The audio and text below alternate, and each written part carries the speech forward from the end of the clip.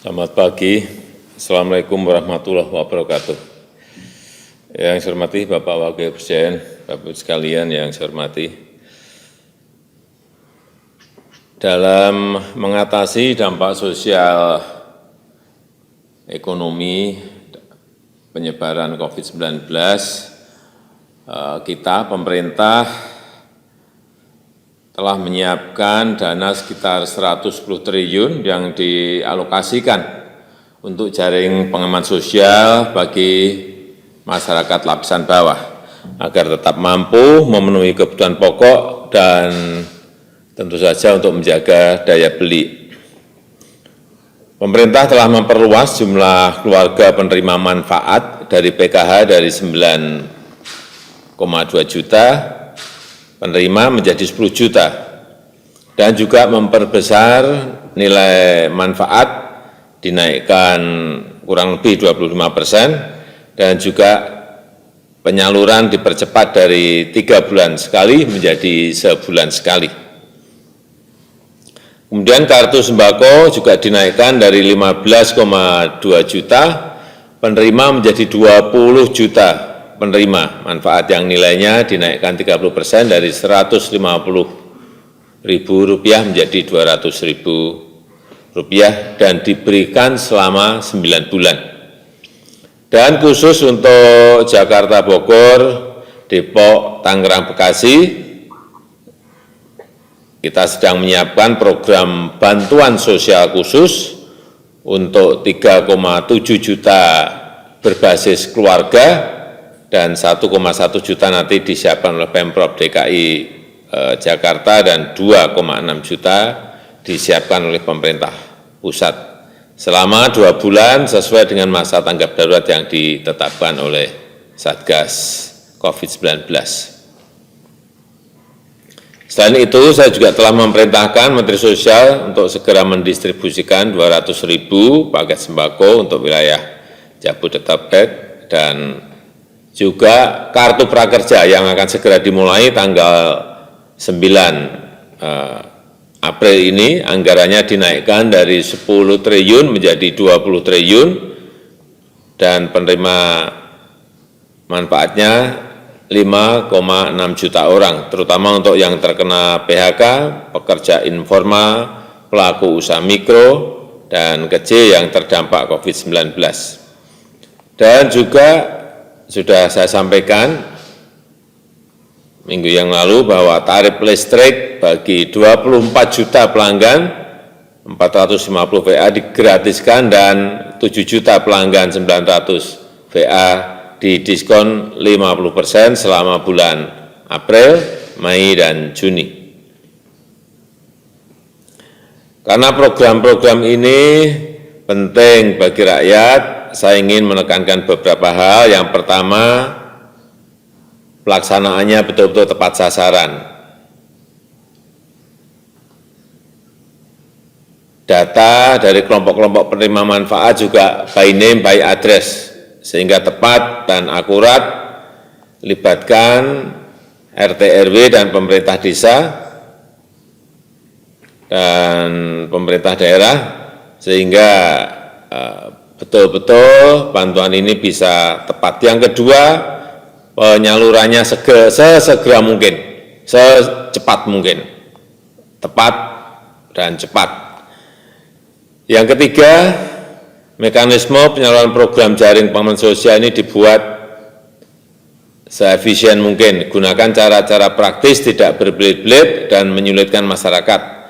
Dan rancang mekanisme yang bisa melibatkan sektor usaha mikro, usaha kecil, pedagang sembako di pasar, jasa transportasi ojek, sehingga ini bisa menggerakkan, mengikut sertakan usaha-usaha yang di bawah agar bersama-sama dengan kita, dan juga ekonomi di bawah ikut bergerak. Saya rasa itu sebagai pengantar.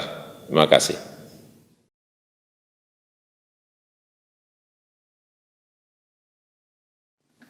Bismillahirrahmanirrahim. Assalamualaikum warahmatullahi wabarakatuh. Rapat terbatas hari ini akan dibahas mengenai percepatan program padat karya tunai. Kita ingin melindungi masyarakat dari penyebaran COVID, tapi juga kita ingin menjaga daya beli masyarakat, terutama masyarakat miskin di pedesaan. Untuk menjaga daya beli masyarakat di pedesaan, pemerintah melakukan dua cara yang bergerak simultan. Yang pertama, penyaluran program perlindungan sosial yang tadi sudah kita bicarakan. Dan yang kedua, kita ingin mempercepat pelaksanaan program padat karya tunai yang dapat membuka lapangan pekerjaan dan menjaga daya beli masyarakat kita di pedesaan. Saya ingin menekankan beberapa hal. Yang pertama, kepada seluruh menteri, kepala lembaga, dan kepala daerah untuk memperbanyak program-program yang sifatnya padat karya tunai. Ini adalah keadaan yang tidak normal dan masyarakat pada posisi yang sulit. Oleh sebab itu, memperbanyak program-program padat karya tunai adalah menjadi kewajiban semua kementerian, lembaga, dan daerah. Jadi kalau biasanya mungkin hanya membuat 10, ya sekarang ini harus membuat 50, paling tidak 5 kali. Kalau hanya normal-normal saja ya nggak akan ada tendangannya. Saya melihat beberapa kementerian memiliki program-program yang bisa dikaitkan dengan padat karya tunai di PUPR, di perhubungan, di pertanian, di KKP, di LHK, di BUMN, saya kira bisa dipadat karyakan. Yang kedua, ini mungkin juga bisa secara masif dilakukan dan dijalankan dalam rangka skema dana desa.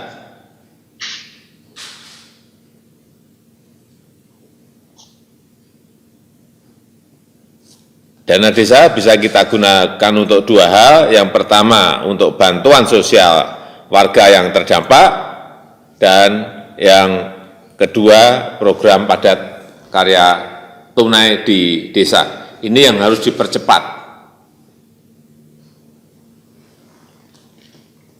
Laporan yang saya terima di akhir Maret 2020, dana desa yang tersalur baru 32%.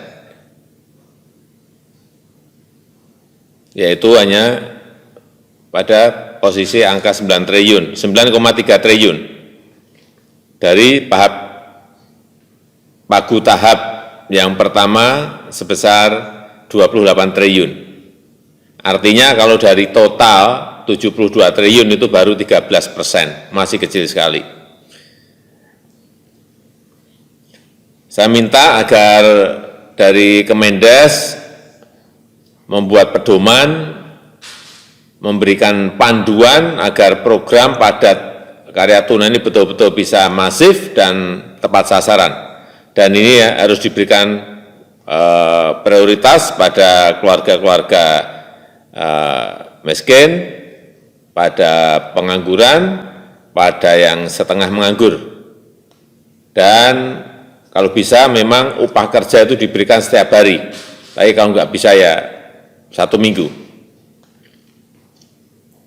Yang ketiga yang ingin juga saya ingatkan agar pelaksanaan padat karya tunai ini menjalankan protokol kesehatan yang ketat, menjaga jarak, memakai masker, sehingga pelaksanaan program padat karya tunai tidak mengganggu upaya kita dalam memutus rantai penyebaran COVID-19. Saya rasa itu sebagai pengantar.